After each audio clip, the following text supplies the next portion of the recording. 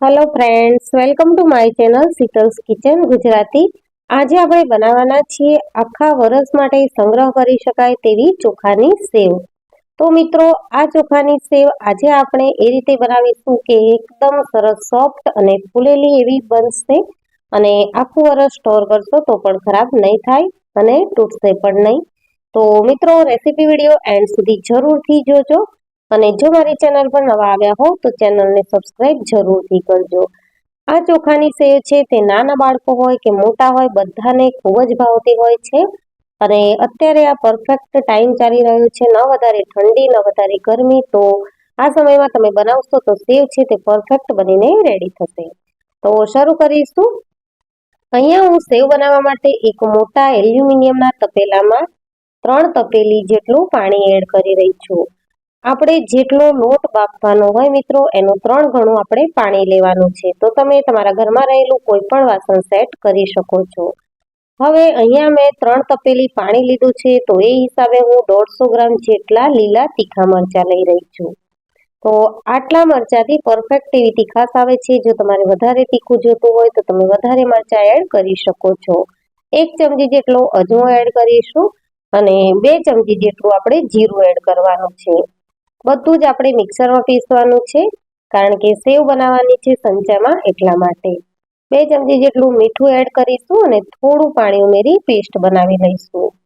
જીરું અને અજમો પણ મરચાંની સાથે ક્રશ થઈ જાય એટલા માટે આપણે ઉમેર્યો હતો, કારણ કે સંચામાં સેવ બનાવતી વખતે જીરું અજમો વગેરે ફસાઈ ન જાય એટલા માટે।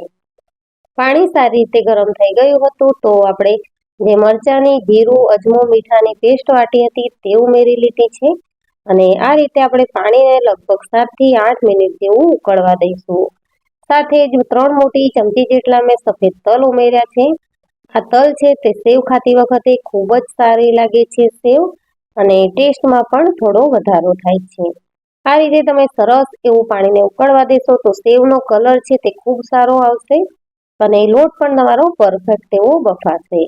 3 મોટી ચમચી જેટલું તેલ એડ કરીશું અને પાણીને કન્ટિન્યુઅસ આપણે ઉકળવા દઈશું। તો જેટલું વધારે પાણી ઉકળશે એટલું સેવનો કલર છે તે ખૂબ સારો આવશે। અડધી ચમચી જેટલો પાપડ ખાર ઉમેરવાનો છે અને બધું જ પાણી સરસ એવું મિક્સ કરી લેવાનું છે। આ ટાઈમે મિત્રો તમારે પાણી ટેસ્ટ કરીને જોઈ લેવાનું કે મસાલો વધારે ઓછો કરવા જેવો છે કે નહીં। મીઠું તમારે અત્યારે ભલે મોડું લાગતું હોય, પરંતુ જ્યારે સેવ સુકાશે ત્યારે તે બરાબર થઈ જશે। હવે થોડો થોડો કરી અને લોટ એડ કરીશું। તો અહીંયા મેં 1 તપેલી લોટ લીધો છે, જે હું થોડો થોડો કરીને એડ કરી રહી છું અને આ રીતે આપણે વેલણની મદદથી ફટાફટથી ફેરવી લઈશું, કારણ કે જો આપણે લોટ ફેરવવામાં વાર કરીશું તો તેમાં ગાંઠા પડી જશે અને સેવ છે તે સારી નહીં બને। એટલા માટે આપણે આ રીતે વેલણની મદદથી સરસ એવું લોટને મેં મિક્સ કરી લીધો છે અને હવે હું આ રીતે સ્પેચ્યુલાની મદદથી લોટને થોડો પ્રેસ કરી લઈશ। હજી આપણે લોટ બાફવાનો બાકી છે। ઉકળતા પાણીમાં આપણે તેને સેટ કરી લીધો છે સરસ એવો। તો આ રીતે એકદમ સરખું કરી અને એના ઉપર આપણે થોડું એવું તેલ લગાવી લઈશું। તો આ રીતે મેં અહીંયા તેલ સ્પ્રેડ કરી લીધું છે અને લોટને આ રીતે પેક કરી લીધો છે, એટલે સરસ એવો અંદરથી લોટ બફાઈ જશે। હવે તેને ઢાંકી અને ગેસ ઉપર આપણે આ રીતે તવો મૂકી અને તપેલું મૂકી દઈશું અને લગભગ 15 મિનિટ સુધી આપણે લોટને બફાવા દઈશું। તવો મૂકીશું એટલે લોટ સહેજ પણ ચોંટશે નહીં અને પરફેક્ટ એવો બફાઈને રેડી થશે। તો 15 મિનિટ લોટ મેં બફાવા દીધો, ત્યારબાદ 15 મિનિટ જેવું મેં તેને સીજવા પણ દીધો છે। તો લોટ છે તે આપણો પરફેક્ટ બફાઈ ગયો છે અને આ રીતનો તમારે કઠણ લોટ રાખવાનો છે, વધારે પડતો ઢીલો લોટ રાખવાનો નથી। હવે થોડો થોડો લોટ આપણે આ રીતે પ્લાસ્ટિકમાં લઈ અને સેવ બનાવીશું। તો થોડો લોટ આપણે કાઢી લીધા પછી લોટને, જે તપેલામાં લોટ છે તેને આપણે ઢાંકી દઈશું, એટલે તે હજી પણ સારો એવો સીજી જશે। પ્લાસ્ટિકમાં કાઢેલા લોટમાં આપણે 1 મોટી ચમચી જેટલું તેલ એડ કરી લઈશું અને લોટને સારી રીતે મસળી લેવાનો છે। તો આ રીતે લોટને ગૂંદવો ખૂબ જ જરૂરી છે, તો જ તમારી સેવ કે પાપડી છે તે પરફેક્ટ બનીને રેડી થશે મિત્રો। અને તૂટશે પણ નહીં. તો આ રીતે તમે લોટને બને એટલો વધારે ગૂંદી અને ખૂબ સારો એવો ચીકણો કરી લેજો. તો અહીંયા અમે લોટને લગભગ 7 થી 8 મિનિટ જેવો ગૂંદી અને ચીકણો કરી લીધો છે. અને હવે હું તેની સેવ પાડવા માટે સંચાના માપના આપણે નળાકાર આકારના લુવા કરી લઈશું. તો સેવ બનાવવા માટે આપણે સંચો વાપરતા હોઈએ છીએ. તો મેં આ રીતે તેના લુવા કરી લીધા છે અને બધા જ આપણે લુવા કરી અને આ રીતના ડબ્બામાં ભરી ડબ્બાનું ઢાંકણ બંધ કરી લઈશું. એટલે લોટ છે તે ઉપરથી સુકાઈ ન જાય અને થોડો એવો ગરમ રહે. તો ગરમ લોટ હશે તો સેવ છે તે ફટાફટથી પડશે અને આપણને સંચો ફેરવવામાં બહુ વધારે મહેનત પણ નહીં પડે.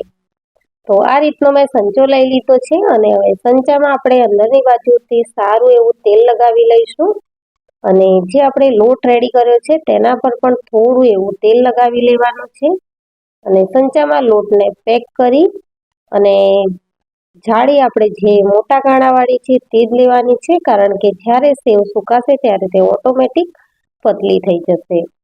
તો આ રીતે જેટલો લોટ આવે એટલો ભરી અને આપણે તેની જાળી પેક કરી અને સેવ પાડી લઈશું. તો મિત્રો સેવ છે તે ફટાફટથી પડી જાય છે, પરંતુ જે આપણે લોટ મસળવાની ને એ પ્રોસેસ છે એમાં જ થોડો ટાઈમ લાગતો હોય છે. તો અહીંયા હું ઘરમાં જ બનાવી રહી છું સેવ. તો મેં સાડી લઈ લીધી છે, સાડીમાં સુકાવીશું તો ફટાફટથી સુકાશે, કારણ કે આપણે તડકામાં નથી સુકવી રહ્યા. જો પ્લાસ્ટિકમાં સુકાવીશું તો સુકાતા સેવને વાર લાગશે, એટલા માટે અહીંયા મેં આ રીતની સાડી લઈ લીધી છે. અને સેવ હું આ રીતે ગોળમાં બનાવી રહી છું, કારણ કે જો આ રીતે તમે બનાવશો તો તમને સ્ટોર કરવામાં પણ ઇઝી રહેશે અને તળતી વખતે પણ ઇઝી રહેશે. તો જો આપણે લાંબી લાંબી બનાવીશું તો તે સેવને આપણે તોડવી પડશે અને સ્ટોર કરવામાં પણ થોડી મુશ્કેલી થશે. એટલા માટે મેં અહીંયા બધી જ સેવ છે તે આ રીતે ગોળમાં બનાવી છે અને સરસ એવા આખા ગોળ ગોળ ચપટા આપણે બનાવી લીધા છે. તો સેમ પ્રોસેસથી આપણે લોટને ચીકણો કરી અને આ રીતે સંચામાં ભરીને બધી જ સેવ પાડી લેવાની છે. તો અહીંયા મેં બધી જ સેવ પાડી લીધી છે. તમે જોઈ શકો છો કે સરસ એવા ગોળ ચપટા પડીને રેડી થયા છે. થોડો ટાઈમ લાગશે મિત્રો, પણ આ રીતે તમે ગોળ ચપટા પાડશો તો તમને સ્ટોર કરવામાં અને તળવામાં બંનેમાં ઇઝી રહેશે. હવે એક દિવસ પલટાવી અને 2-3 દિવસ લગભગ મેં બંને સાઈડ પલટાવી અને આ રીતે સેવને સૂકવી લીધી છે. હવે હું તમને તળીને બતાવીશ. તો તળવા માટે તેલ સારું એવું ગરમ હોવું જરૂરી છે. તો મિત્રો તમે જોઈ શકો છો કે સેવ આપણે તેલમાં મૂકતાની સાથે જ એકદમ ઉપર આવી ગઈ અને જોતા જ ખબર પડે છે કે એકદમ સોફ્ટ એવી બનીને રેડી થઈ છે. તો મિત્રો તમે પણ જો આ જ રીતે સેવ બનાવશો તો તમારી ચોખાની સેવ પણ ખૂબ જ સરસ સોફ્ટ બનશે, આ રીતે તૂટશે પણ નહીં અને તમે આખું વરસ માટે આસાનીથી સ્ટોર કરી શકશો.